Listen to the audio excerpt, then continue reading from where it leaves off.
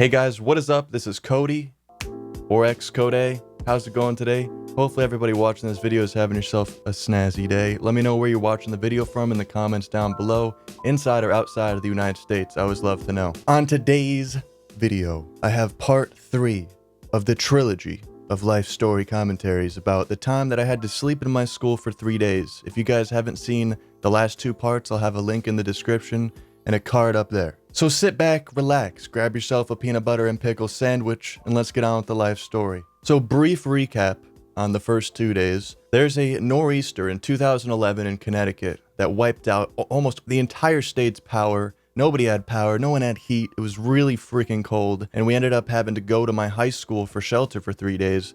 And some crazy stuff happened the first day. The second day was crazy. I ended up stealing my school's golf cart.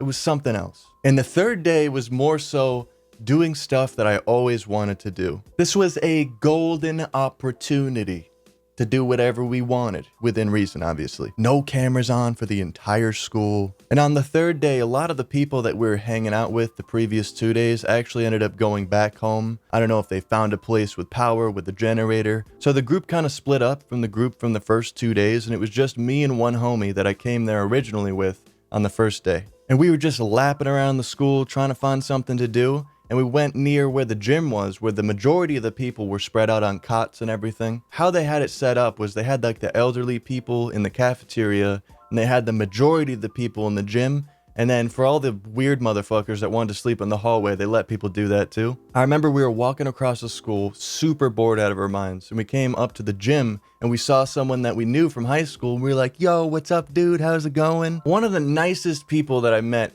throughout all of the years of high school that I was there for. He always had this like super positive vibe to him. Like, he was literally never negative. He wouldn't complain about anything. So we started walking around the school with him. We were like, yo, dude, you want to smoke some weed? Like, do you have any weed? And he explained to us that he's straight edge. He doesn't do any of that, but he was down to just hang out. So a couple hours later, it's getting pretty late in the day. My dad texts me saying to meet up with him. So we go over to where he's at, probably in the cafeteria. And he explains to me that he's going to make the mission to go outside and try to go and get a pack of cigarettes from a gas station. Keep in mind, like I mentioned in the previous 2 life story commentaries about this, all the roads were closed, like there was barely anything open and whatsoever. So he was going to be gone for a little bit just searching for a gas station because he really needed a cigarette. He was jonesing for a cigarette. I feel like I'm 80 years old saying that. Jonesing for a cigarette. So he was explaining to me how he was going to go out into this mission to try to find some random gas station that happened to be open. But he was really concerned that we didn't have anybody to supervise us there. We didn't have anybody, like, if there was an emergency or something like that. And the friend that we met up with was like, yo, dude, my mom will totally watch us, dude. It's okay. I'll go talk to her right now. So we all walked back to the gym and we met up with his mom, and she was super nice too, dude. One of the nicest people, one of the nicest families I've ever met in my entire life. She was like,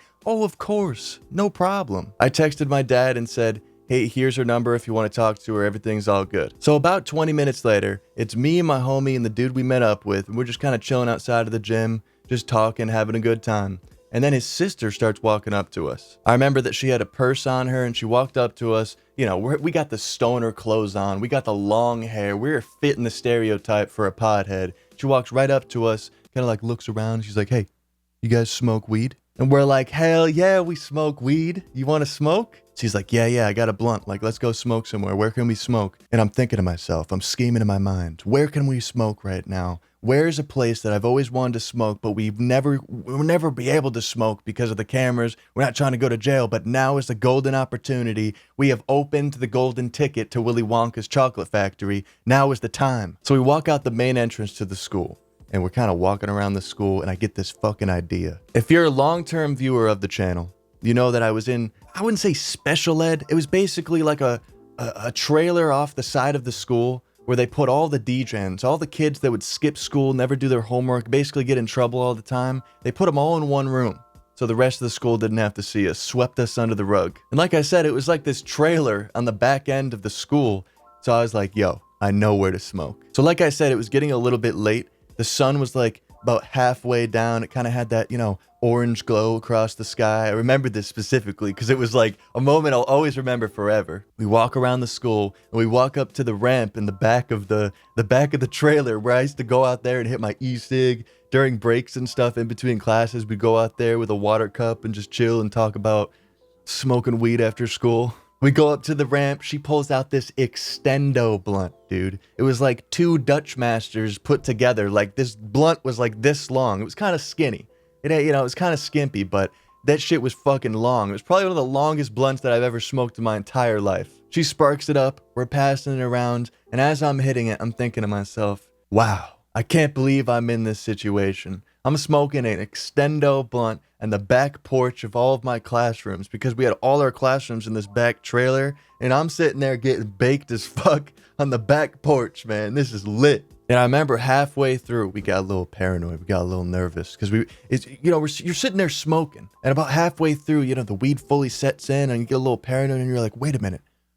Look at the situation I'm in right now. Like, where am I? Holy shit, I'm at school right now. This is crazy. We get about to like this much of the blunt left, like full roach mode, like a Snoop Dogg roach when there's like a gram left of it, but he puts it out because it's Snoop Dogg and he doesn't need to smoke it. She put it out on the wooden railing and then she put it back into her purse, and I'm saying thank you and everything's all good, and then I hear the signature sound, the one sound that you know it's end game if you're doing something you're not supposed to at this school. I hear the golf cart whipping around. I can't make a golf cart noise with my mouth, but hopefully you know what one sounds like because I can't make one. I look over to where the golf cart usually sits. It's not there. And then I see it coming around the corner real slow. And we like freeze. We don't know what to do. And I'm like, wait, let's just chill. Maybe he'll just drive by.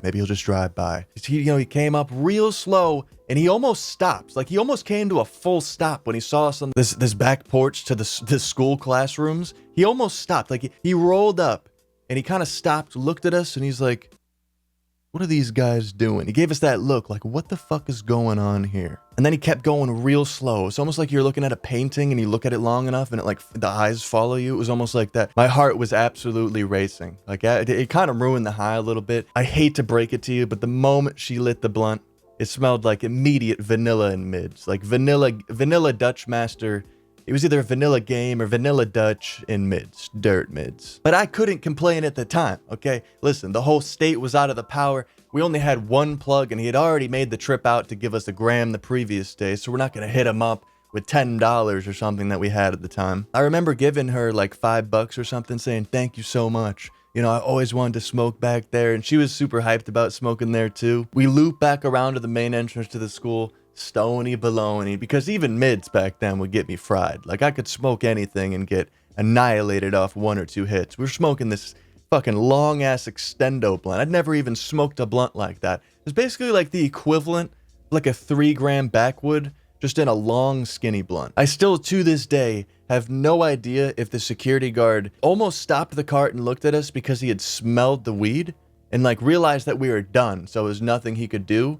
Or if he just saw me and realized that me being outside, almost dark outside, around that area just wasn't right. Like, there was just something not right about it. The jabroni senses were tingling in his mind. He knew something was happening, but he just didn't know what. Maybe he wasn't getting paid overtime or something. Maybe he just didn't want to. School wasn't in session, so he didn't give a fuck. But it was the same security guard from when I was in school. They'll go, hey, what are you doing? Hey! Iconic, very iconic, man. There's one thing I miss about high school, is skipping class and hearing that in the background. Hey! So after that, I think it was getting pretty late, and we ended up calling it a night, and I think going to sleep. This might have been the last day that I actually stayed at the school, because the next day, the homie that I went there with, one of his relatives, hit us up like 3 days after. It would have been nice to know the first day, but hit us up then the 3rd or 4th day saying, hey, we got a generator and a wood stove. You want to come by? And it's like, we would have loved to do that day one. So we got picked up and we went to their house. I think I drank one of my first beers ever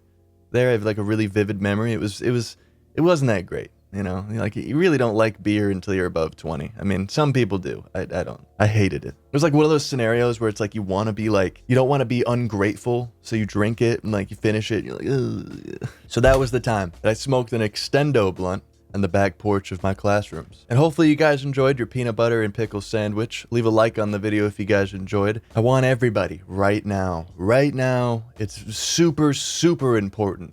I want to thank you guys for making it to the end of the video, getting me that watch time, helping the channel grow.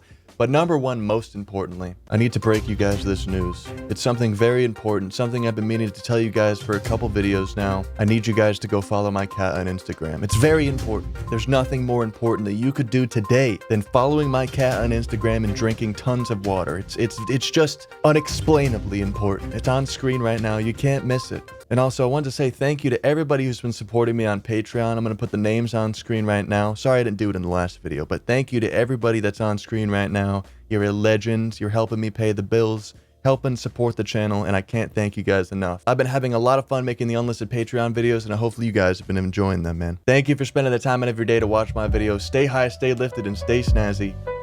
Peace.